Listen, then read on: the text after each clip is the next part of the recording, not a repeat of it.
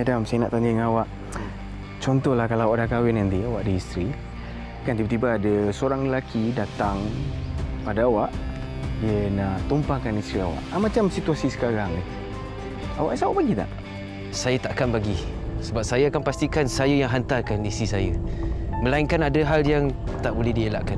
Agak-agak awak tumbuk tak muka lelaki tu? Tak apalah awak ni. Awak ingat saya nak ke biarkan isteri saya pergi sendiri? Lagi pula, awak je ke yang rasa awak sayangkan isteri bila awak dah kahwin? Saya tak. Saya sekadar nak tolong kawan je. Kawan? Tak nampak macam kawan lah. Sebab awak punya risau pasal isteri saya ni macam tau. Saya rasa Dr. Kusari dah salah faham ni. Memang kebetulan saya nak pergi KL. Saya fikir tak salah pun kalau saya tumpangkan Mia. Sebab Mia cakap dia nak pergi seorang. Dia tak cakap pun Dr. Kusari nak ikut sekali. Betul. Mia memang cakap nak pergi seorang. Lagipun abang tak cakap pula nak hantar Mia. Takkanlah abang nak bagi tu dengan sayang. Lagi pula sayang tahu kan abang takkan biarkan sayang pergi sendiri. Okey Adam, kami sebenarnya dah lambat ni nak pergi KL ni.